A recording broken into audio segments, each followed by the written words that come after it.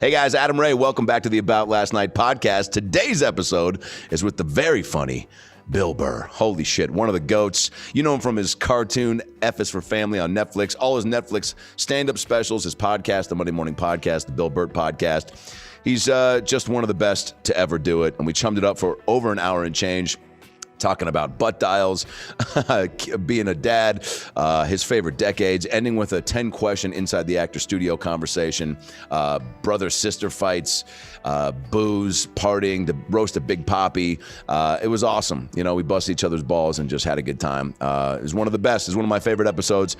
I've done it in a long time. And if you want to see more episodes that I love, click that subscribe button right there to get all the other ALN episodes with Sandra, Bullock, Jason Derulo, Melissa McCarthy, Joel McHale, Adam Devine, Whitney Cummings, Neil Patrick Harris, Dana Carvey, Susan Sarandon, clips, highlights, animations. You get them all if you click that subscribe button so you can stay up to date on the About Last Night podcast. All right?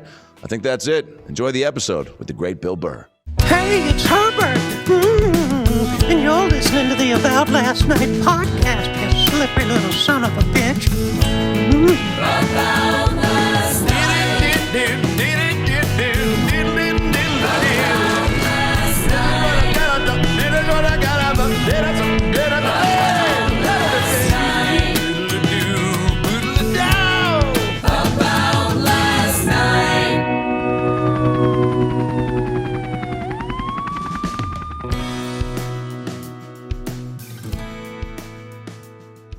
Yeah, Zoom has really forced you to be a little bit more particular about your, I guess your office. Is this your office where we're coming from? I decline to answer any of that fucking bullshit. All right, here we go. Here we go. There we go. That looks good. That looks good, yeah. So now you can see that there's a door here. And now what does the door lead to? Like piece shit to do. They cut a fucking serial killer with just shit in his background. Wait, this wasn't the... I remember that documentary where they caught the guy. Don't fuck with cats. Oh, yeah. I never watched that. Is it great? Yeah, but what's weird is the people that catch him are almost as annoying as the fucking guy they're trying to catch. Yeah. So you almost kind of hope they get like a twofer and catch the guy who... Did you see the documentary called, I think it was One Shot, where the guy was... an episode of Curb Your Enthusiasm was filmed at Dodger Stadium, and he was in the shot of Larry walking by his aisle. Oh, yeah, that saved him from going to jail. What the fuck? I mean, what are the odds? I don't know. It's scary. It's scary to not be white. Is it Mr. or Mrs. Potato Head, Bill? It's just that's just branding. I have a whole bit on that. They're selling a plastic potato that you stick shit into in 2021. They needed to do something. They're trying to jump on the woke train so they can keep selling that fucking obsolete toy that no kid wants anymore. Every kid has moved on from that. I don't even know. It's like, at what point does nostalgia like have to take a back seat to just like the kid who makes billions of dollars opening toys? No, they'll have like community chess. Will have a gay couple in it now. They're going to do anything they can. And they not because they care about gay rights and rights to get married. They just want to keep selling chessboards. Chessboards. That's all it is. Yeah. Well, you can't fault them. I mean, you can and you should. No, I don't fault them. What I fault are the people that get upset or excited one way or another and actually think that this corporation cares about you or is trying to fuck with your... You know, like, you can't say Mr. Potato Head anymore. Yes, you can. You just did. You're okay. This is just marketing. You're okay is truly the sentiment, I think, across all these boards. Because it's like, look, you could go into the game Guess Who and be like, there's not enough Jews represented. And you know what? If we did break it down, there's probably too many Jews. There's a lot of stashes. There's a lot of perms. There's a lot of glasses. I never played that one. Oh, you're missing out. Guess Who? It's really just like being at the airport and being like, you think that guy's got a DUI? Do you think, and then you knocked out a bunch of, people. It was just people. It's like you had one person and then people tried to guess who your person was. But that one person was also in a sea of people on the main board. And then, so it'd be like, I got Marvin. He's got red hair, a goatee. Dude, those games were so fun and really social. Yeah, very social. And just shit like that where it's just like, I remember a long time ago, I went skiing with some friends of mine. Not like I'm a big skier, but it was just an excuse to drink, right? Yes. And we went up there. That's why and the cable didn't work. Oh, and shit. the internet didn't work, and we freaked out. And then somebody had a deck of cards, and it instantly became the greatest weekend I ever had with my friends, because we just hung around talking and laughing and joking, and we weren't all just sitting next to each other, looking at a screen. As cliched as that is, as we create more content right here for people to look at, not hang with their friends. Well, this is a great podcast, and I've always said this, that you can have in the background while you play Uno. What is your card game of choice if you're going to get down on a Thursday afternoon? I like spades. Yeah. Not because I'm trying to cross over. I just got that on my phone. I like gin rummy. Yeah. I like old lady games too. I like hearts.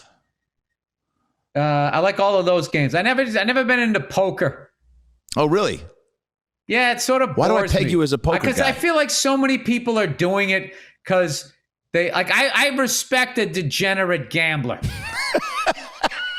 You know what I mean? Yes, like someone I do. where it's just like, it's like Deion Sanders. Yeah. In any era, whatever era he played, he was going to be flashy. Dominant. And he was going to be that guy. Yeah. But there was a point in sports at some point, agents were like, hey, man, put some crazy streak in your hair, do something. And people started deliberately becoming personalities because it was lucrative. Yeah. I feel the same way like poker, because there was always sort of a seedy underbelly, badass fucking you get killed playing poker. So it was like a way for like I think it's an identity that people like at the height of hipsterism, where they would go and they'd find an old like Mobile gas shirt with some guy's name on it. And they'd wear it like they lived this blue-collar life, which they didn't. My fantasy was poker uniform. That the hipster would run into the person. In real life? Yeah. Daryl? Be like, yeah, my name's Ernie. Yeah. So what, my whole existence is ironic to you? Yeah. You're mocking my life because I sucked in math, and all right, I didn't study hard enough in high school, so now... Yeah. Like that was such a the blue collar uniform. It's like, that's such a funny thing to be like, this is my life's work. This is what I am. And you're wearing it as like a joke. Like that's, what other job has that? I guess a clown. I guess there's a lot. it was a really weird period where it was like people were I can't explain it, what they were doing. They were dressing like I don't know, like these they weren't doing it. They were like, it was like they were dressing for an acting role. Yeah. It was so fucking bizarre. Yeah. And it was like all these fucking nerds who started drinking PBR. It's just like nobody drank PBR. The fucking 60-year-old guy who plowed fucking snow would drink that shit. What are you guys trying to be like? Act like you just got off the factory and you got a lunchbox and a hard hat? You're artists. So far from What that are you life. doing? Yeah. That was a really bad fucking time. And I think the same thing that kind of, because the hipster thing kind of seemed like it fizzled out, at least Totally. overt hipsterism. Am I too old to understand that? Or No, I 1,000% feel like there was, I want to say early 2000s. I feel like in LA, I was constantly around it and was really introduced to it in LA. I don't know if there was, I mean, Seattle's got its fair share of, hipster content and personas walking around. And obviously I feel like just through the grunge era, probably also in a way, the same way that the hipsters would sport like a blue collar lifestyle. I think they started kind of transition in Seattle to like what I'm wearing right now, but be like, yeah, like I was in a band back in the day. And it was like, oh, really? How many shows did you guys play? Well, never really any, but we made a couple records. Oh, yeah. Are they out? Nah, but hey, pass the PBR. I thought the trucker hat started it. There you go. That was the beginning of it that I noticed. It's like, yeah, but you don't drive a truck. You drive a Hyundai And you Tucson. live in Los Angeles and you drink fucking vitamin water. Oh, Why man. are you... Yeah. And also, I just, as an old guy, that my whole childhood became ironic. Sure. And then it became, you know what else I thought died out? What's that? Was all those stupid fucking beers. And in the end, Miller High Life and all the shit that I drank as a kid all survived. Dude. Where it was just like that. There was nothing wrong with it. Yeah. Remember that they had all that, fuck you, you bastard beer. Everything was like these badass names like Suicidal Machete Lager. Yeah. All of that shit. It was just like, it was just all of these fucking beta guys trying to walk around and act like they had bar fights. Not saying that's who I was, because I was never into bar fights. I was just like, I am not. You're always the guy that watched the floor and being that guy getting fucking tap danced on with no bouncer, no referee, no cop. Fuck that shit. I ain't no tough guy. Nobody to step in and call it. And I dressed like the fucking geek I was.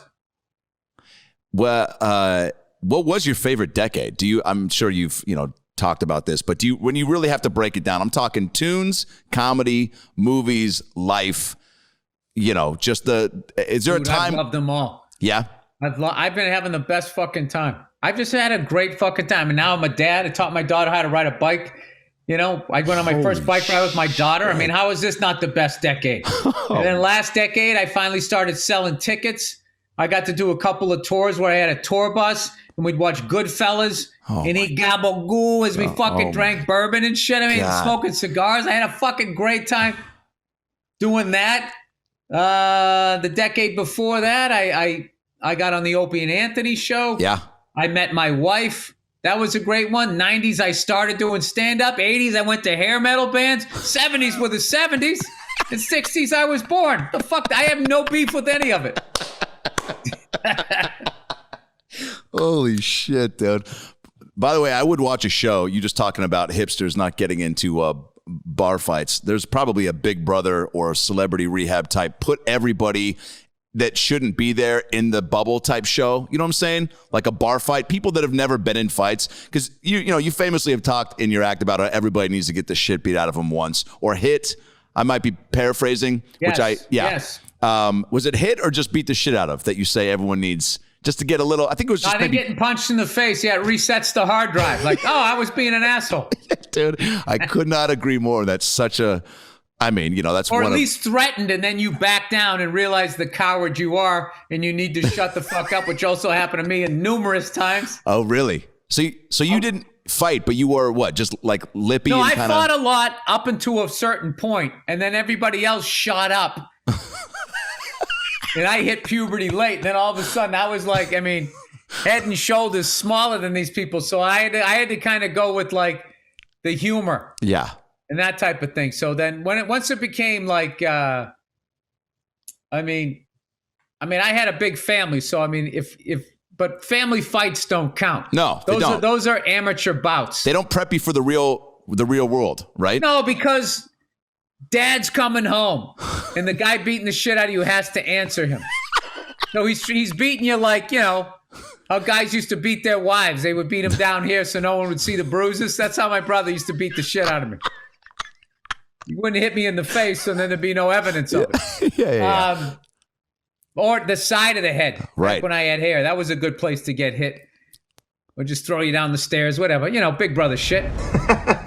There's nobody there, but there's somebody there, and I see ya. Hey guys, comedian Adam Ray here. Thanks for listening to the About Last Night podcast. I hope you're enjoying the episode, and I hope you're doing okay. It's a crazy, crazy time right now, and if you're a little uneasy, I get that, and I've also got the answer. Koi CBD. Say it with me. Koi CBD. Feels good.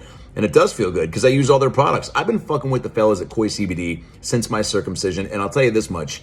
They're the best in the game, okay? Gummies, bath bombs, tinctures, joints, creams, oils. They got stuff for pets. Koi CBD has been giving the people what they need to feel better, to mellow out, to go to sleep right, to take away the aches and pains with the creams and oils. The bath bombs make bathing just the best thing ever. You get a little radiation high from the balms. I don't know what's in it, but fucking goodness and just all sorts of... It's amazing, okay? It feels like drugs. And it's not, because it's CBD. So, if you want to get these amazing products, and I know you do, because they got the Adam Ray stamp of approval, go to koicbd.com and put in the code ALN15 to get 15% off your first order. koicbd.com, the promo code ALN15 to get 15% off your first order. Do it today and start living and feeling the right way. And now, back to the episode. My sister threw a high heel shoe at my back, and I claimed I was paralyzed. But in my defense, thought I was. The edge of the high heel shoe, she was adopted. I made some really fucked up comment about her being adopted, which is like... Slash true. You held the mirror up. Her parents didn't want her, and you brought it up. You shouldn't have, but it was right. Oh, dude, there was only so many fat jokes I could take in 1992. I mean, I was, there's always, when you know that your tits are bigger than your sister's, you still don't want to hear it. You know what I'm saying? And it was it wasn't my fault that these snacks were so good, but I digress. But she threw that shoe like a fucking boomerang, and the tip of it hit me in the middle of my spine, and I collapsed. Not from like trying to oversell the fall, but literally it felt like something. She hit the exact point on the vertebrae to where I just kind of arms went out and I went down and I go, I'm paralyzed. And she goes, shut the fuck up. And then I locked her in the garage. You had those man tits to cushion the blow when you fell. Your built-in airbags. That's a good thing. You're not wrong. So I got to say, first of all, thanks for doing this. I thought we were going to speak before this, and here's why, and I want to get your take on this. So 2 days ago, I think I just sent you a text confirming, and then 5 minutes later, I get a phone call that says Bill Burr.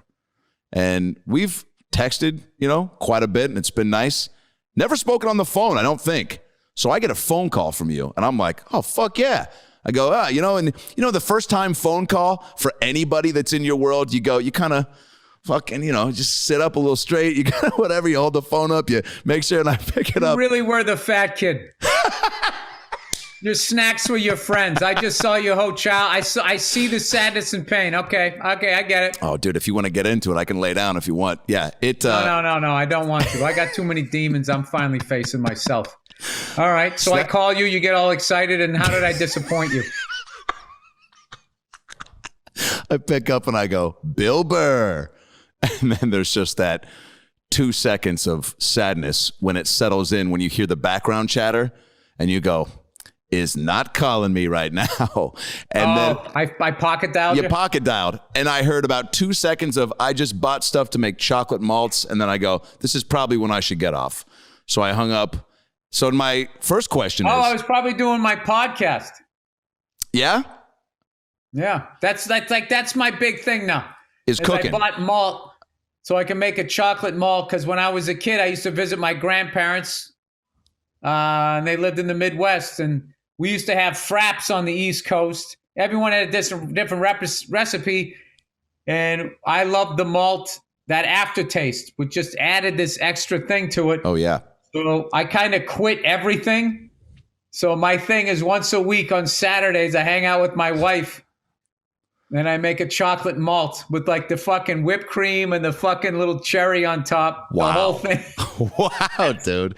That's all I got left.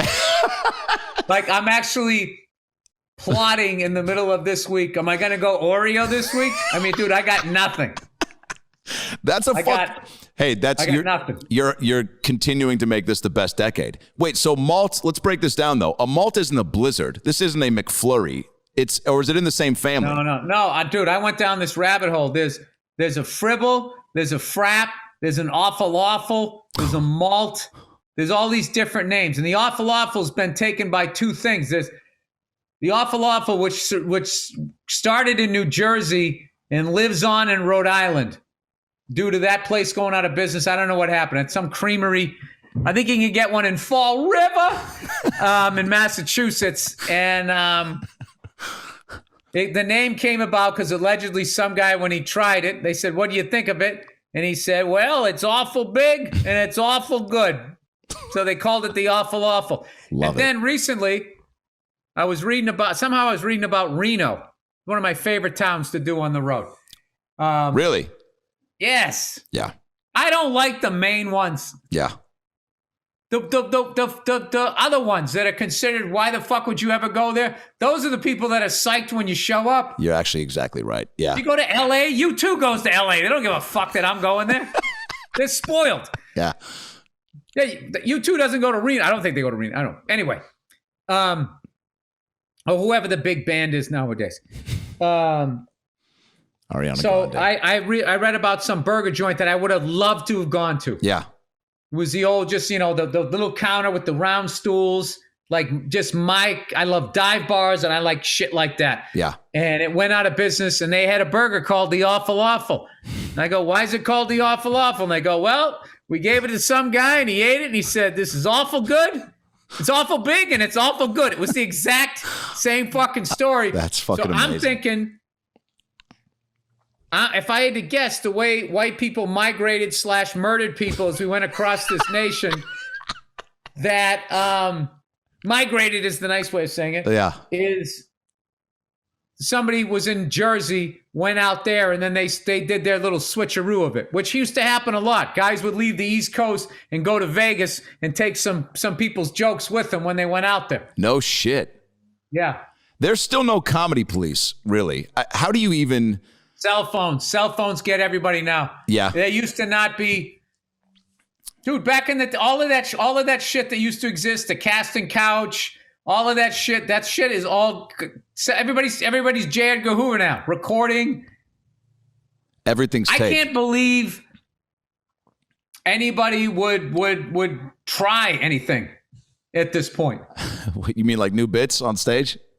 No. I'm just saying any sort of bad behavior. Oh, yeah. Yeah, it's going to be Dude, documented. there's like shit. I saw this fucking thing. This plane crashed and hit a car. Unfortunately, it was fucking brutal. And somebody's doorbell camera caught it. Jesus Christ. So I think there's very... Dude, there was two guys in the fucking wilderness, this father and son. They shot a bear that was hibernating and its calf. Not its calf, what do you call it? Its cub, which is not legal. Jesus. They're like, you know us, we don't give a fuck, and blah, blah, blah. And then they cleaned up the whole crime scene. And the whole fucking thing was on camera because the Rangers knew that the thing was hibernating there and they were doing some sort of behavioral tests on these bears. And these guys got busted. They're in the middle of the fucking woods. They shot a bear. And it was illegal, and there was a camera on him and got busted. So I'm saying I don't understand how anybody fucking does anything anymore. Has that made you... I mean, I went down a YouTube rabbit hole 2 nights ago of fast food drive-through fights. And by the way, that can soak up 3 hours real quick. Somebody always goes through the window, either the employee Bingo. or the person who didn't get their order. You got it. There's one famous one. There's some that have like 13,000 views where it's like a guy off in the corner and you get like, a guy behind the counter who's just... the guy was yelling at him for taking too long with his fries. And then you just hear the guy's voice raised to where he goes, well, it takes a while to make fucking fries. And then the guy's like, you fucking suck my dick. And he's like, and then all of a sudden somebody's strangling somebody and then it cuts off. But the one that's got like 8 billion views was a woman at a drive-thru. She's asking, and the title says a lot. You know what I'm saying? Sometimes it just says like McDonald's McNugget dad drive-thru fiasco. And you're like, that's a lot of keywords to pique my interest. But this one that's got all the views said like traumatic lady smashes window drive-through raw footage. I mean, the raw footage is... Raw footage always gets you. Always gets you.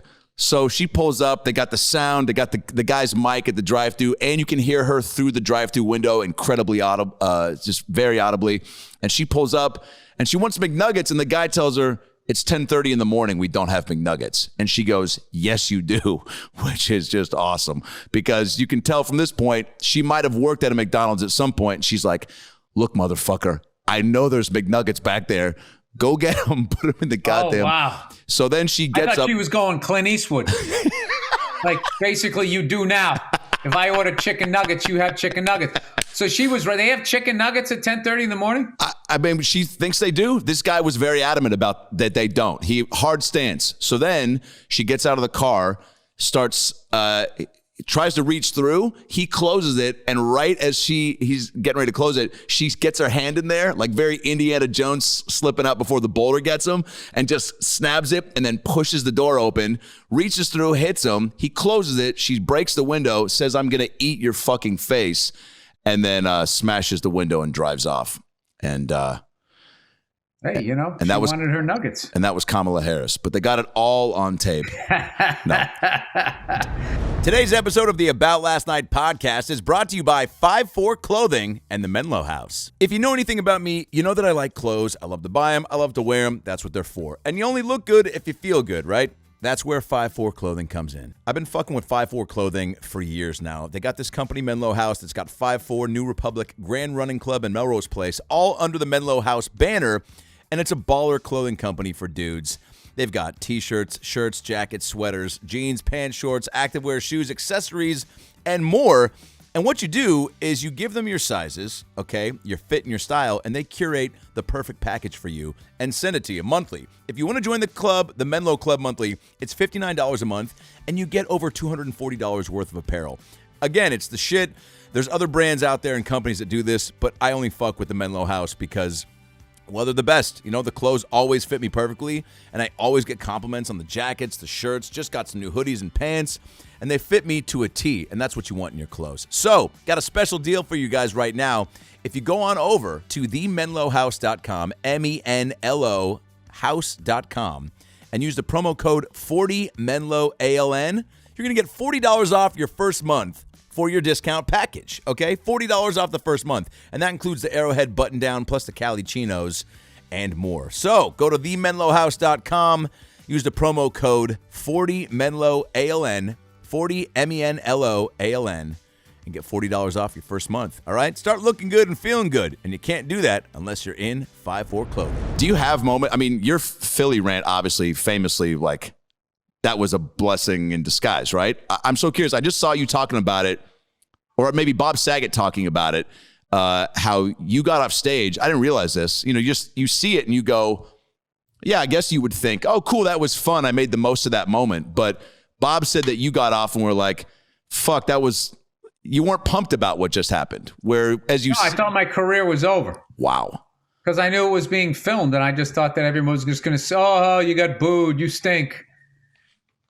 And then the next week, which a lot of people don't know, the next week we went out again, and I went on and I walked on stage, and everybody booed me because they wanted me to do it again. In a different city? Yeah, on that tour. So then the tour was over on that night, and I just said, you know, I was like, guys, I'm not doing this every week. Like, they wanted me to am I going to pretend to get angry? You guys are going to pretend to be a bad crowd? Right. Yeah, it's got to be organic. Wow. So yeah. they wanted you to kind of, they put you on as this roast. They decided that you were going to be like a roast guy. So they were like, oh, fuck with our city now, right? Now it's our turn. Yeah, because Opie and Anthony and Jimmy talked about it and were praising, you know, they were nice about it. They said, you know, he had a tough set, but he got out of it and blah, blah. And they were saying how amazing it was. And so then everybody was just like, oh, and I knew it was coming because few people saw me backstage and just went, boo. I mean, they were animals. It was like a morning talk show fans. Yeah. And not just fans, the fans that actually show up.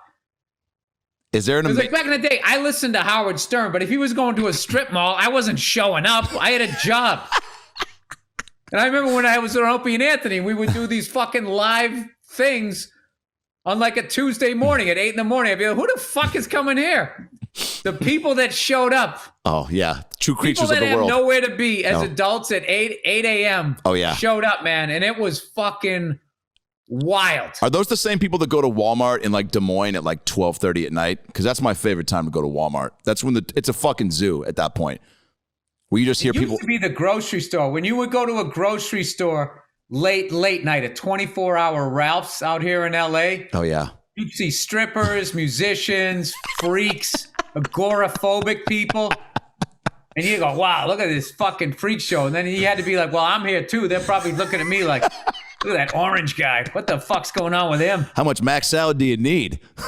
Yeah. So I used to, yeah, that was great people watching. There was a back in when there was a music scene out in LA. Yeah. Everything was rock and roll. So it was rock and roll Denny's, rock and roll Ralph's. Oh, yeah. That's what they branded themselves at because the strips had the whole metal scene on it.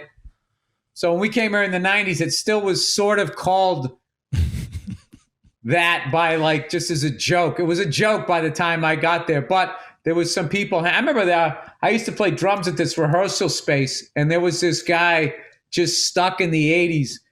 In a bad and a good way. Bad way, he was still doing crack. Good way, yeah, he still had the long hair. Yeah. No sleeves on his shirt, and then he drove a Firebird, not the Trans Am, and it was the F body, that one that came out in the 80s. Oh yeah, my dad had one of those.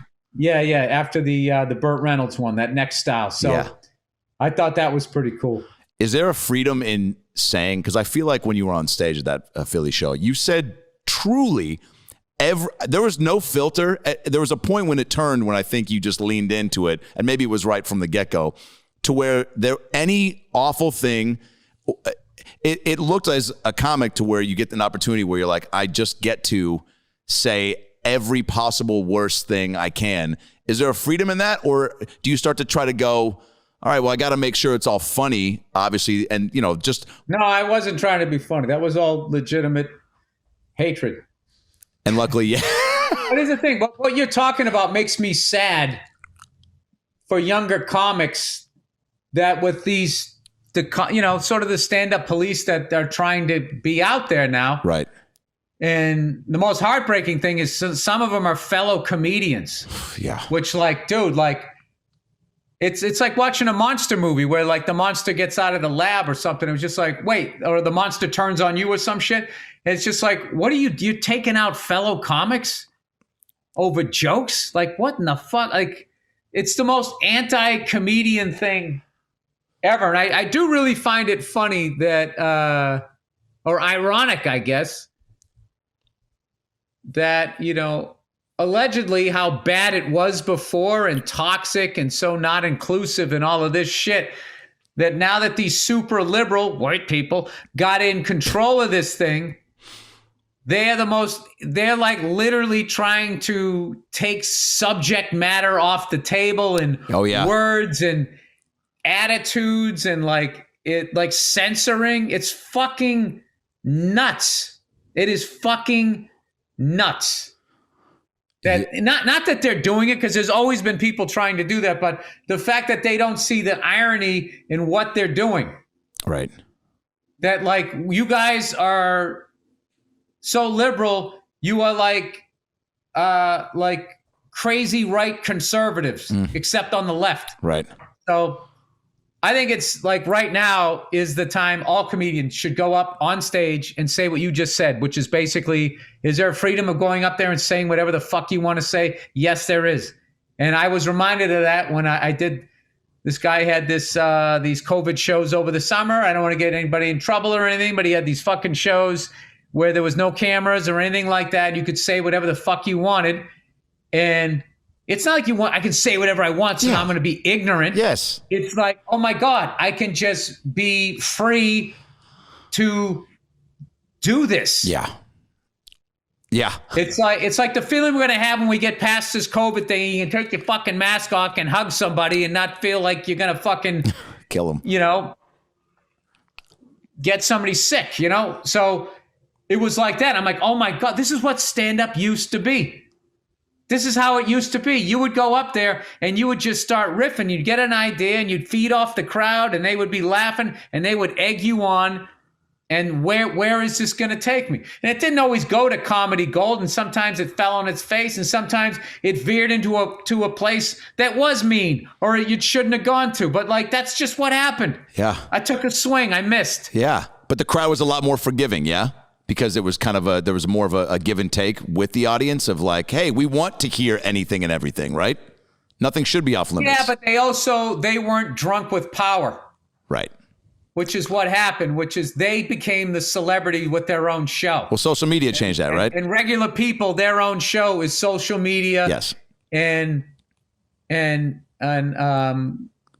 blogs. Just wanting to have their, I was triggered, I was offended, and turn the spotlight on me. The other 1,500 people enjoyed it, but me, well, what I was going through, and like it's like you are literally acting like a person that gets their own TV show that becomes a psycho. Like the behavior of some of these so-called Joe Six-Packs that put their pants on one leg at a time, and these are the real heroes, are some of the biggest cunts I've ever run into in my life. And a lot of the people that I run into in our business, you definitely run into the people that they're fucking egomaniacs and blah blah. We all got an ego if you're going up there doing that shit. Sure. But like, a lot of people that I truly super talented people, some of the most humble people, question themselves, are really inquisitive, would rather hear you talk about yourself than them. I think that's part of their genius, is that they're still like searching and wanting to hear things. But, there's a lot of people behaving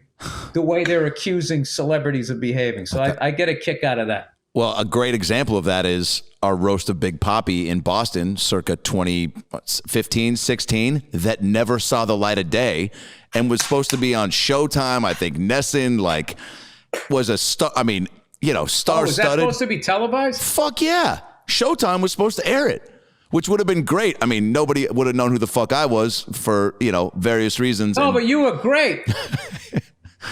Yeah. Dude, for those guys obviously didn't see it, you went out dressed like a 55, 60-year-old Yankees fan in Boston. Full prosthetic. And you just shit all over the Red Sox, and we loved it. Yeah.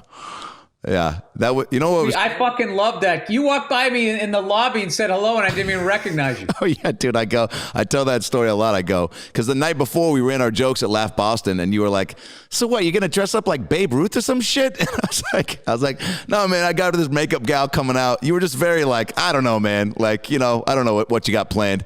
And yeah, we're in the lobby, and we were waiting to walk over to the House of Blues, and full prosthetic to where what you were fascinated with were the jowls, I think they're called, the neck, the oldness the old of the neck. And all of that. No, it's great, dude. You're a really amazing actor and character actor. Oh, thanks, man. I wish that thing aired, dude. You would have got some acting work out of it. I had a great time on that road. You fucking murdered. And it was one of those things, you went at the end. I actually think I roasted Lenny more than I roasted David Ortiz. You did, yeah.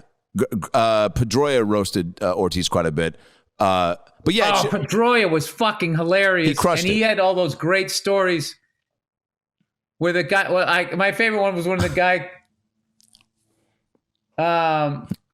Ortiz didn't know. I think he struck out or something. He's walking away and the catcher knew him and he said something, Dustin. Yeah. And Papi was on deck and Papi looked at him. He goes, what the fuck did that guy say to you? What the fuck did that guy call you? He said he called me Dustin. And he goes, what the fuck does that mean? It's like, because that's my first name. He didn't fucking know. He didn't know. And he goes, I didn't know that was your name. He goes, I bat right before you. And they say, now coming to the plate, Dustin Pedroia. On a loudspeaker. So whatever his nickname was, what was his nickname? Oh, dude, I don't know. Something about his height. I wanted to say Petey, but that was Pedro. Yeah. But they had a nickname for him. Yeah. So he he had no idea his first name was Dustin. Yeah, that was such a real moment too, because those are, I don't know, you becoming buds with athletes and just even what your interest level is from the peel the curtain back. Like, do you want to hear, all these stories? I'm not buds with, I hang out with comedians, dude. I've worked and I've done some roasts and shit like that, but not like I'm fucking hanging out with it's not cool. What's the cool level to become, like rock stars, musicians? Are those the guys that you go, oh, if I get to have a beer with so-and-so, a drummer you really looked up to, is that what gets, it becomes cooler for you or no? No, I want to go to Reno and get the awful and sit there by myself, dude. I'm a fucking weirdo. No, I like all those people and I hang out with them and shit. There's a few, but I learned early on, if you're just hanging out with somebody because they're famous, you feel gross. When you don't feel a connection and you're still hanging in there. Oh, yeah. I still remember who I was I'm not going to say who, but who I was talking to. And I felt this awful feeling in me. And I was like, this isn't fair to this person. This person needs a real friend. And I'm just fucking talking to him now because. So then I just sort of, it's the first night I was hanging out with them. And then that just sort of fizzled. But that's that's something you do early on, but you got to you have to hang out with someone because you like them, not because of what they're doing. If you do it people get married for those reasons and it doesn't work. 1,000%. Do you feel like are you ever going to write a book of the shit you've learned, or is this just like you use stand up for that outlet? Like, do you ever think about writing a book, or because you have such a just sharp view on life always. Like comedy on and off stage, you've always said stuff where I'm like, I fucking yes, and most people do. Do you write these things down, or is it just you feel like you've gotten so conditioned to live life and soak up certain experiences and just know how you feel about that, and just kind of pocket it away for the rest of how you want to live? No, I think it started 20 years ago when I kind of lost everything. Didn't have a manager, didn't have an agent. I got a big acting gig early, and then we got canceled. And then I was trying to get another big acting gig, which was not the road I wanted to be on. I wanted to learn how to be a comedian. Right. But I got the big acting gig, and everybody was looking at him. Oh, he's gonna have this great acting career. And then when it wasn't happening, I could feel people looking at me, and I didn't know how to block it out and just do what I wanted to do. And I moved back to New York in '99, and it took me about 5 years to apply what I figured out in '99, which is I'm just gonna fucking do what I want to do. And I'm going to say what I want to say. And whoever wants to work with me wants to work with me. And if they don't, they don't. Fuck all of this must-see TV. Fuck all of this trying to, all these dumbass awards and all this shit. Fuck all of this shit. I'm just going to do what I want to do and try to be as funny as I can be. But it took me about 5 years to totally commit to that and stop looking like, oh, they like guys in blue shirts. Should I wear a blue shirt? Yes. It took about, and then to apply it, and then to slowly have it start getting momentum and become second nature, right? I just knew that I was going to be the guy. There's people that can kind of they come in and they're ready, and they go from floor 1 to floor 60 to 80, and they just keep, we all eventually come back down. But I knew my thing was I was going to go floor 1 to floor 2 to floor 3 to floor 4, knock down to 3, back up to 4, 5. Yeah. I just knew I had to do every shithole. I was not what they were looking for. I didn't look like what they wanted. I wasn't saying what they want. I just was not that. So, and then how they saw me, I did not like. I didn't want to do that. How was that? I was coming in, someone who looked like me was going to get some Norman Rockwell looking shit, or be the the fucking that guy, the Ron Howard sort of right. Okay, Fonz, the tag along guy. Yeah. Which, I don't mind playing that. Sure. But I don't want to just do that. Right. So I got an acting gig coming up this month where I'm playing something really differently, because now, I'm getting a lot of hey, can you play an asshole from Boston? It's again, I've already done that. So no, I don't want to do that. I got to do some other shit. Just kind of have fun with it or whatever. But I sort of, I guess, learned to stop thinking about what is everybody else doing. I made all the mistakes all young comics do. I was looking at other people and, oh, Adam got this, and Adam started here, and then I started right here, and he already got this. This means I'm failing, rather than being happy for you. Yes. All of that shit that just saps your energy. It's a waste. It's a fucking waste, man. It is a waste. And then also, I got to be honest with you, I've seen some people get pretty fucking big, and there's a lot of sacrifice that goes along. Being anonymous is pretty fucking cool. Yeah. if you can do that in this day and age, it's pretty fucking hard to do. But if you could just kind of just be someone that nobody really knows or pays attention to, you can have a great fucking life. Like Frank Your Oz. friends are your friends. You know that they're friends with you. Not saying that, even in small towns, there's people that want to. There's like little celebrities in small towns. The best looking chick, the most powerful dude, or whatever. Those are probably both sexist things at this point. You know what I mean? Which is funny because all they talk about is how guys get all the fucking jobs and women don't get jobs. But then when you describe that scenario, then you become a sexist. It's like, so then what is it? Then what is it? What the fuck am I supposed to say? Yeah. So, well, I gotta say it's because look, and I know personally I've had to try to figure that out. Being a people pleaser, right? And wanting, not only looking both ways and being like, you shouldn't figure anything out. You should just do what the fuck you do. You are such an enormous fucking talent, dude. Your fucking acting chops, your character chops, the sound of your voice, you could have a radio career. All you have to do is figure out what the fuck you want to do and block everything else out. And then don't be a dick so people want to work with you and you'll be fine. That's it.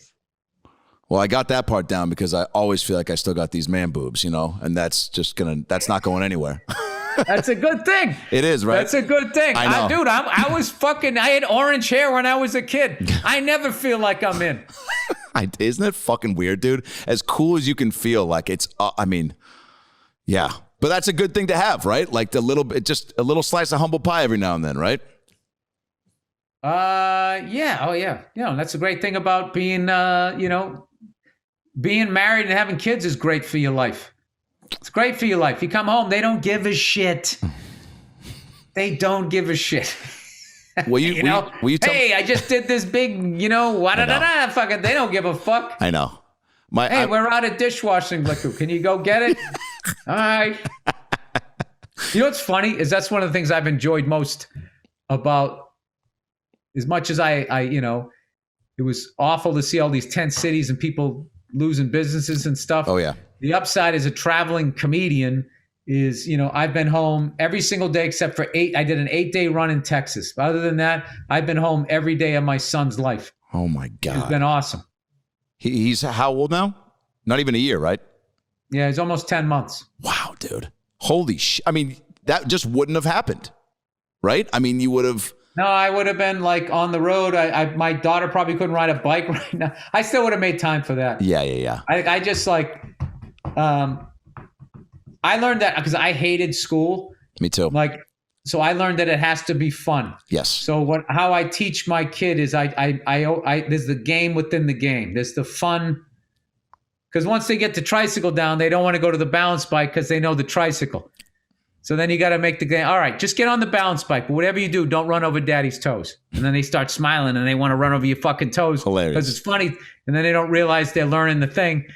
And then... That's brilliant, dude. Yeah, then she got that down. And then so now she has the bike. Now she can ride a bicycle. So I just want to, because now yesterday I went on the first bike ride with her, but I want to make sure that she's really extra good. So I'm going to go to the Big 5 Sporting Good and I'm going to buy those little cones. Oh, yeah. And I'm going to create a real simple thing at first. Okay, you got to do these little S turns and stuff. Perfect. And then turn it into this game. And meanwhile, she's actually learning these skills. So I don't have to have a panic attack like she's going to fucking, fall on her beautiful little face. That's amazing, dude. How much does it make things? So when you came back from the Grammys, wife, kids, is it just you, as soon as you get home from something like that, which is such a new, fun experience, and I had so much fucking fun on that. I'm not gonna lie to you. I really want to be the guy who's too cool for an award. Yeah, that's what. When I lost, that hurt for 4 hours. Legit hurt. Oh man, really? I was like, because you know what it was, dude. It's funny is when you're there. But I was gonna lose. I mean, Tiffany is one of the funniest, craziest fucking people I've ever hung out with in my life. She is a force. Yeah, dude. She is fucking hilarious. Yep. And it's the greatest energy. Just somebody you just want to fucking be around. Is it me or is there something shiny on my face? There's looks like a white cyst that keeps following you around.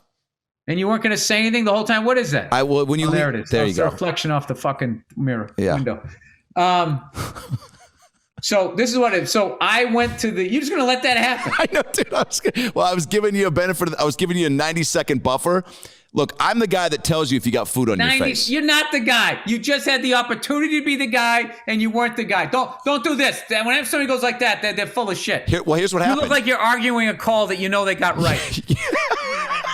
You got so fired up to tell me about your Grammy experience. Do you think I wanted to cock block it by being like, you got a white light sucking on your lip? Fair enough. Yeah. So how it works is, so of all the nominees, I was the only one who was there because of COVID, right? Tiffany was taping her show, and then, and everybody else is just, whatever. So they go, oh, your category's coming up. So the guy picks up a Grammy and is holding it in front of me like I'm going to take it like a handoff. And he saw the look on my face. Yeah. Like, I'm looking at him like, does that mean I won it? Do you know already? And he goes, so he saw the look on my face. He goes, no, this is just in case you win it, because you got to take it and go, you got to run right up there and accept it, because they needed the internet thing to end, so we didn't run into the real brand. Yes. So then it's like right there, and it's just like, and the winner is somebody else, and then the guy literally just turns away. It becomes a play action fake, and then he throws a little screen pass to somebody else. And when I tell you, dude, 2 minutes later, you're standing in a parking lot wondering what the fuck just happened. That's how it went down, dude. And I was talking to another host. She lost too. And we were laughing. But then like 2 seconds later, her dad came out and he saw King of Staten Island and really liked it. So we took pictures. And that made me feel good. And I couldn't believe how bummed out I was. Really? Yeah. You usually just don't give enough attention to stuff like that, or what? Because you got enough cool notches on the belt? But what about it gave it more value? No, none of that. It's like I say I don't care because I don't want to feel like that when I don't win it. Yes, that makes sense. So it's just one of those things. I'll just say I'm going to hurt it before it hurts me. There you go. So the whole thing was funny because they were like, "Do you want to become a member of the Grammys?" Yeah. The Grammy thing. And it's like, no, I don't, but I want to win, so I don't want to piss you off. So you're like, yes, and they're like, all right, that costs this much. It's like, do you want to be a presenter? It's like, no. Yeah. But I don't want to lose, so I'm like, yes. Dude. And then I'm standing down there in this fucking goddamn suit. The whole thing was hilarious. Well, the whole thing was but here's the thing. It was all worth it because the amount of fun. Like, I would be a presenter on something. I would definitely do it again. I had so much, and it's all about, it might be different if there's actually a crowd there. I think if a crowd was there, it would have sucked and they'd be all sensitive. I was going to ask you that. When you're making when it's just the camera crew, that's like when you're doing a gig and the crowd isn't laughing, but the band's laughing. Dude, I love that. Yes. I fucking love that. No, if you can do that to a point, but those people also paid to see a show. So at some point you got to get back over the double line into their shit. But when you tell one and only the band laughs or only the camera crew's laughing, that's when you're just like, you can sleep that was at night. Really funny. Oh, yeah. Well, dude, I've never in the history, and look, as much as I hate the award shows because of the lack of, and I'm hating it for the wrong reasons. I'm always wanting more comedy, more sketches, more goofy shit. And when it's like Ricky Gervais, I fucking loved. And I just rewatched some of those just to see Tom Hanks be like, ew, boy. You know what I'm saying? Like, which sucks that people are, taking it that seriously, but I get it. But the way that you were like delivering, I mean, I just wrote down a few just so I wouldn't forget. When you said, you talked through the music at one point, which I've never heard somebody do. You go, and it goes to Nietzsche, and then it starts playing the music, and then it cuts away from you, and you go, and you just hear you off camera go, Nietzsche? I don't know. Just fucking, dude, trying to figure it out. Because I felt bad. These people were up for a Grammy. They were winning a Grammy. I should be saying their names. If you see the footage, the uncut footage, I'm saying, can you tell me how to say these fucking names? That's what's so great about it is you care. Like when you said, you go, Jane, it was best classical solo album, and you go, Jane Blatch, and then you go, Blatchy, and then every time you went up with a question mark, I got excited. And then on that one, you can hear it audibly. You sigh and go, oh, fuck. No. Oh, dude, you got to listen to it. Unless my ears were leading me astray. But I don't want to watch. I don't want to watch that. I mean, because in a perfect world, I would have had. They would have had time to tell me how to say all those things. But it's just one of those things. It's like, are you guys setting me up here? Why would you have someone as white as me reading these things? Yeah. And then I was thinking. Then that's when the joke came to my head, going like, well, I know these fucking hairy-legged white broads are out there fucking saying this bullshit, trying to get something going. Like they care about anything other than themselves. You mentioned King of Staten Island. You got like 10 more minutes? Sure. Okay, thanks, bud. I texted you after I watched it, man. I remember when we were at the premiere, I think it was the second time I talked to you at the premiere party for The Heat in New York, right? This was like, circa 2013. It was awesome, man. Got my mom and stepdad pictures with Ben Affleck. It was, closed it down. Like, that's when me and Joey Mac became buds. And it was just an awesome night. I stayed till the very end because I was like, if this is the last thing I do, I don't want to I just want to soak it all up, and it wasn't even about drinking. It was just about getting to stay, and not having anyone kick me out and whatever. But I remember talking to you and your wife there briefly. And you were so casual about the experience, being like, yeah, acting's cool. Stand up, like if something comes along and I can do it and people keep coming at me. And it was such a, ideal spot to be, because I'm like, yeah, here I am, like fucking just doing everything I can to get in rooms and win people over and be consistent and just deliver and try to get to a spot to where I already did that. It didn't work. Right. So what it is now is you're listening to somebody. I love acting. I have I really enjoy doing it, but it's like it's one of those things. It's not like stand-up. It's not like you do it. Okay, you're funny. We'll bring you back, every year and a half. Yeah. It's just like actors have it so hard. Like there's actors that have Oscars that are calling their agents 5-6 years later going, dude, what the fuck? Yeah, isn't that crazy? All right, they want you to go on tape for this. I have a fucking Oscar. Dude, like acting they're so disrespected. Like acting, everybody thinks they can do it. It's just like, like there's so many people that think they are doing, myself included, who's not really doing. There's a difference between, there's levels to it. There's being, just delivering lines believably is like the first level of it. Like when I see like amazing character actors and like they change the way they talk, the way they walk, the way they carry themselves, their face. Like I remember Sexy Beast, one of my favorite movies. Everybody thought Ben Kingsley worked out and got all shredded, and he didn't. He said, "No, I just sat really upright like this." And he was very like deliberate with his movements. Or like No Country for Old Men. Oh yeah, one of my favorite movies, and I just spaced on the guy who played the serial killer in that. What's his name? Whatever. Oh, Bardem. Javier Bardem. Javier Bardem. Yeah. His thing was he never blinked. Oh yeah.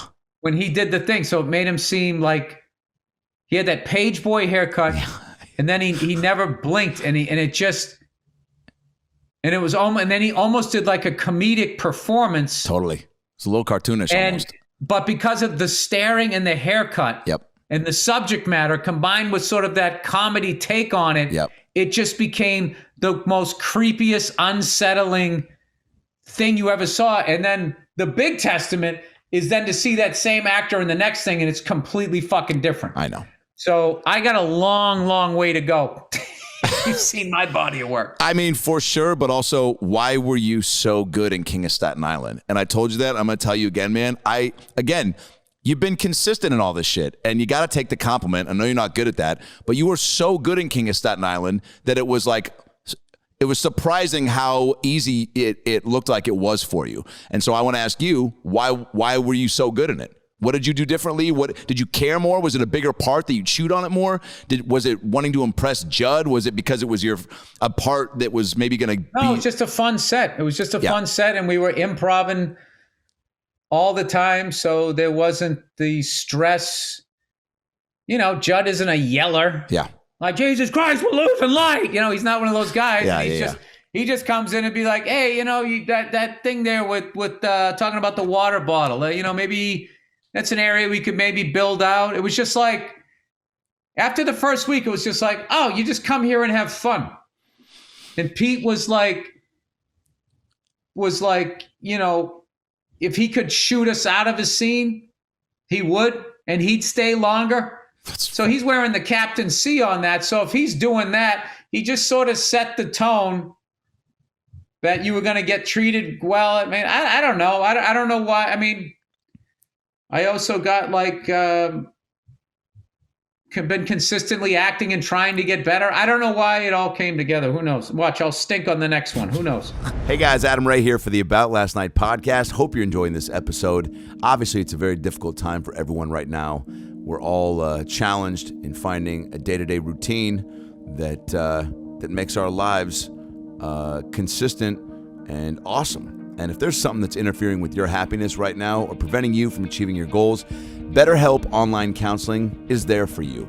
BetterHelp is a professional counseling service, online, private, and it's so convenient. I've used it for a little bit now. It's truly the only way that I've found to help get my own issues dealt with on my own time at my own pace. You can schedule secure video or phone sessions, plus chat and text with your licensed professional counselor right now. They're specialized in depression, anger, stress, anxiety, family conflicts, LGBT matters, grief or relationships, sleeping, which I have a lot of trouble with, trauma, self-esteem. Anything that you share with them is confidential. And guess what? If you're not happy with your counselor for any reason, at any time, you can request a new one for no additional charge. There's 3,000 U.S. licensed therapists across all 50 states, available worldwide. And again, there's 4 ways to communicate with them: text, chat, phone, and video. You can start communicating in under 24 hours. It's available on any desktop, mobile web, Android, and iOS apps. Schedule a video or phone session, generally weekly, unless your therapist schedules more, unless you just are really not sleeping and need to get some additional chats in. There's broad expertise in the network, which may not be locally available in many areas. Financial aid is available for those who qualify. It's secure, it's convenient, it's professional, and above all, it's affordable. All right, it's truly the most affordable option I've found. So right now, all ALN listeners are going to get 10% off your first month with a discount code About Last Night. So why not get started today and start making some changes for the better in your life? You deserve it. So go to BetterHelp.com/AboutLastNight. Simply fill out a questionnaire to help them assess your needs and get matched with a counselor that you'll love. That's BetterHelp.com/AboutLastNight. BetterHelp.com/AboutLastNight and get 10% off your first month with promo code About Last Night. And now back to the episode. Dude, I remember seeing Philip Seymour Hoffman at Sundance when I went there to work. A buddy of mine got me to come out there. It was like one of those things, you work the ticket things and you stand out in the cold. You get to see all these movies for free. Saw Philip Seymour Hoffman before The Savages talking about that movie, and he was so candid about how insecure he is. He goes, before every movie, he goes, every script I get and say yes to, I go, fuck, I don't fucking know what I'm going to do here. I can't do this. And it wasn't even funny. Like, people laughed, but then it got very real to where you're like, oh, he truly means that and feels that. And then he did a small. You know what's funny, dude? I had a meltdown right before I did that thing. And before King of Staten Island? Somebody else, a bigger actor on it, also had a meltdown. I think that's part of being like, I don't know, it's part of caring. If you didn't care, you wouldn't have the meltdown. The meltdown is you don't want to do a bad job.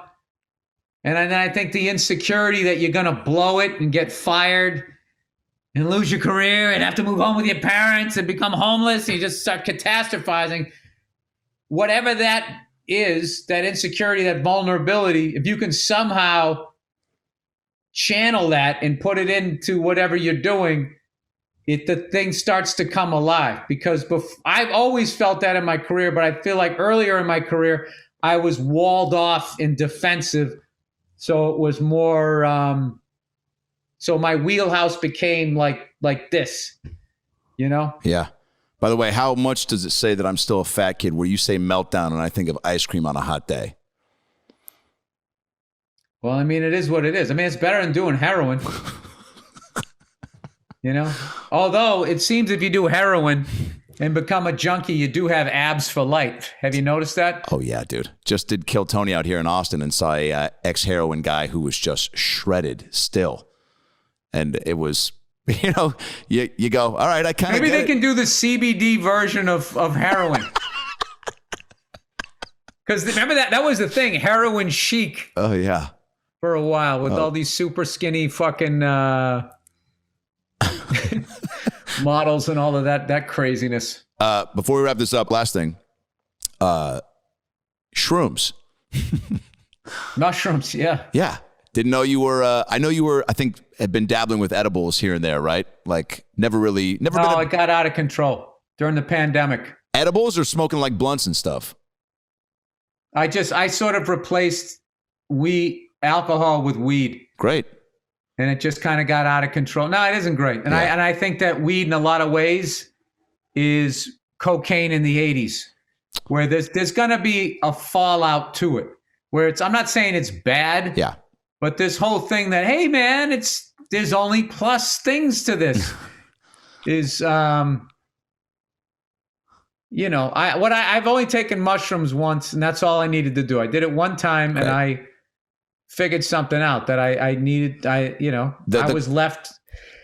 I didn't feel all that God love shit. I felt lonely, profound sense of not being loved, and all of that. And I realized, this is how I felt when I was growing up. And I've never faced that. So I became a comedian, and I tried to achieve all this stuff, learn how to fly a helicopter and do all this cool shit. And you didn't talk to a beanbag or anything? Talk to a beanbag? What's that?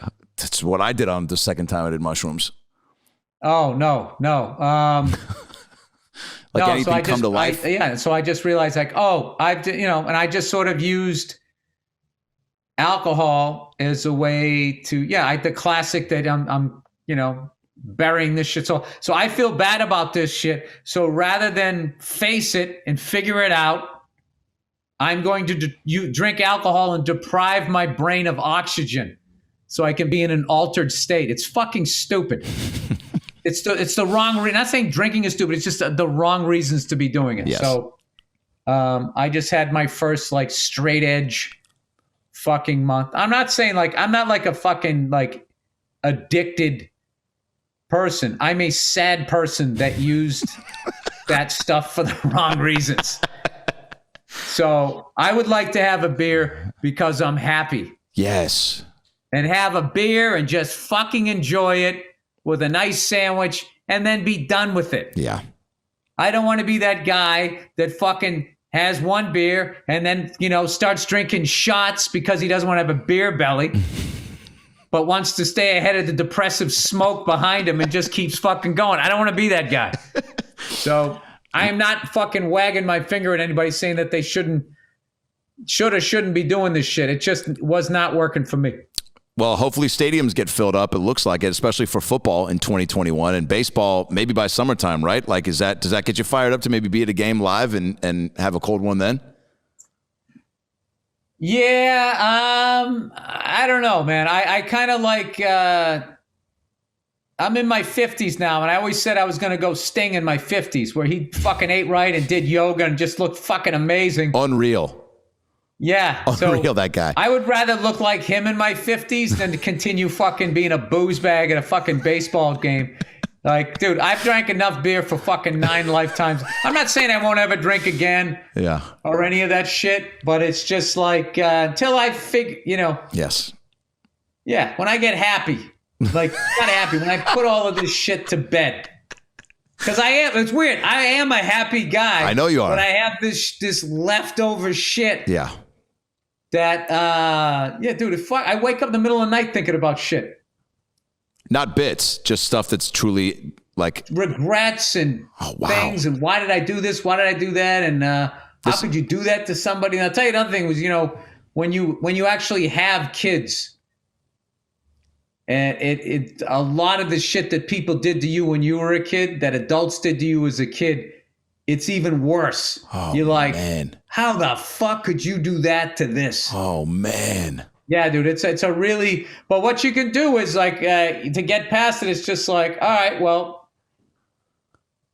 I won't do that. Yes. My kid won't have to feel that. So. It is what it is. I don't have any answers.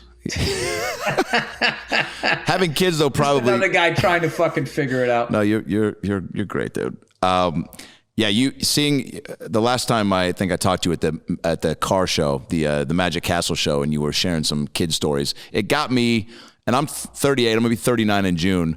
Do you remember 38 or 39? What was happening career-wise, family-wise? I want kids by the time I'm 40. You know, I'm like uncle of the year to my nieces and nephews, and I've been doing that since they were born because Dad didn't even come in until my nieces were 5. But I know it's way different when they're your own kids, obviously, than being an uncle. But at 38, what was happening? Any advice for me at that stage in life? And I'm not just talking about 38, 39, I was in the process of being done with New York and moving to LA. Oh, wow. So, wow. And being ready to be in LA this time, because I'd been in LA in the 90s and I wasn't ready and didn't want to be here. Any advice? Well, I mean, your life is your life and my life is my life. Yeah. So I don't know where you're at. You know, you're in a lot better place. You got a nice full head of hair, you know. You're a different. We went on different avenues, but I just, I wouldn't put any pressure on this whole I'm going from 39 to 40. It's like, well, 38 to 39. Why isn't that a big deal? I just fucking have a good time because it flies. It fucking flies by, and all of that cliched shit. Try to be present. Try to fucking You only need a couple, 2, 3 friends. You get some money, save it. Don't buy a bunch of dumb shit. Well, I could definitely. And then once you get somewhere, you help out the new people behind you. Don't be that fucking asshole who looks at young people like they're going to take what you got, go back and help them out. Maybe they can avoid some of the shit that you went through. Same way you do with your kid. Yeah, you've crushed that part of it for sure with not only just taking guys on the road, but with all the all the things you've produced for people, Paul Verzi, Kerson's specials, like that's that's Ian Edwards. We've done some stuff with. We got some new kids coming up that I've just learned about in the last few years that have ideas, and we're trying to be this production company where you don't get the behind the music deal, all things comedy. Yeah, that's why we started it. Initially started off as a podcast network, and now it's grown into this. I just wrote a movie with a buddy of mine, Ben Tischler. We're getting some financing for it. I think my boy Cameron's jamming with you on that, right? Huh? Cameron 5. I think he's jamming with you guys on that. Is that the one that he's it's so early on. I don't know. I've never put one of these together, so I'm afraid to talk about anything, but it's very exciting what's happening. It is exciting. All right, I want to end on this. You never got to be on Inside the Actor Studio, although I feel like if Lipton were still around, I feel like this would just be inevitable. So I want to run through his 10 questions with you. I don't know about that. All right. Will you do a 10-question Lipton with me? Now, do you want me to do it as Lipton or just as Adam Ray? You gave me all these characters. No, I love your impressions. All right. Do it as Lipton. I thought about doing it as... All right. We've got Bill Burr here. Bill, what's your favorite word? No. Great. No, I'm bad at it because I have this fucking need to be liked, so I say yes to everything, and then I have no time, and then I flip out and act like an asshole in my house, acting like I have no power. No is my new favorite. Can you do this? No, I cannot. I don't have the time. No is a positive word for me. My favorite word is candied yams. What is your least favorite word, Bill? 2 words? What is your least favorite word? However, I don't know. It's a tough fucking game, isn't it? Good thing I'm dead. Wait, what is my least favorite word? How about expression? Can you use it in a sentence? An expression? How so? It's for me. I just can't. I just feel like for me. Oh, yeah. I think that's what's wrong with us as people. Bill, what turns you on?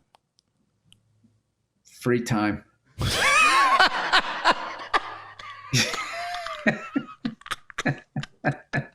And that's where Lipton turns to the crowd of students and goes, Yeah, having nothing to do. Having just a Saturday where I can hang out with my wife and make her laugh. That's great. And nobody's texting me. Oh, what turns you off?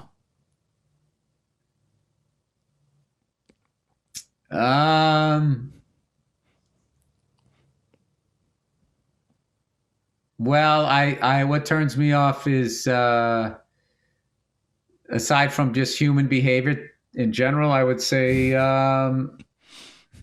the phony fucking white people acting like they care. White people who call themselves woke and not seeing like that's not something you bestow on yourself. That's something that somebody who isn't white says you are because of your actions. It shouldn't be written on the side of your fucking yoga pants. Sorry.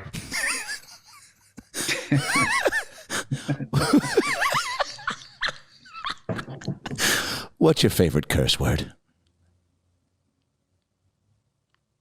Oh, it's a tough one. I love them all. You can have 3. Fuck, cunt, and then anything silly. Cocksucker. Ass face, just any of the silly ones. I like the blunt ones. Like cunt, fuck. Really gets it out of you. And then, Yeah, compound words like bitch tits don't have as much impact. Yeah, those are always silly. Ass face, bitch tits. Yes. Fuck nuts. That shit's all just funny. Poop cock. I remember a heavy metal album when in the liner notes they thanked someone. It was like Joe Smith. It was Joe, air quote, hey shit fuck, so and so. So I just pictured this roadie when someone was messing up. Hey shit fuck, why don't you? It's just like it was really unique. Oh yeah. And it never really caught on. The sun's coming in here. I'm going to get a fucking sunburn here. Oh, mood lighting now. All right, there he is. I'm not washed out. What sound, perfect for this next question, what sound or noise do you love?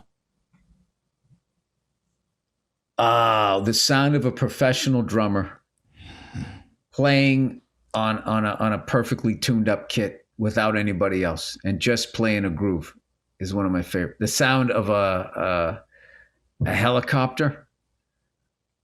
That's a bunch of them. And what sound do you hate? Oh, there's a particular laugh that I love. Ooh. That is, it's beyond funny. It's that you fucking connected to something in them that they thought only they noticed. That's the laugh that I've been chasing after forever. What profession other than your own would you like to attempt? What profession other than my own? I'd be a teacher. For what grade? High school. Would you call them cunts if they were being cunts? Yes. Great. Without a doubt. Without a doubt. High school or college? What profession would you not like? Who wrote these fucking questions? What profession would you not What profession would you not like to do? So somebody goes, want to do this, Bill Burr? And you go, no, you can't. I wouldn't want to be a cop. I wouldn't want to pull somebody over and fucking have to walk up to the car wondering in the middle of the night, what am I walking into? And then also, I wouldn't want to be, have to fucking look the other way when someone was abusing their power because of some blue coat. It just seems like you can't win as a cop.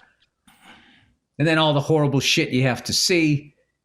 It just seems like a thankless fucking job. Would you dress up as a cop? Absolutely. And I come out of a cake for you. That was my last question. But the last question is, if heaven exists, what would you like to hear God say at the pearly gates? I'm sorry. I was fucking around. I should have taken it more seriously. Would you like something to drink? Oh, man. That fucking went way better than expected.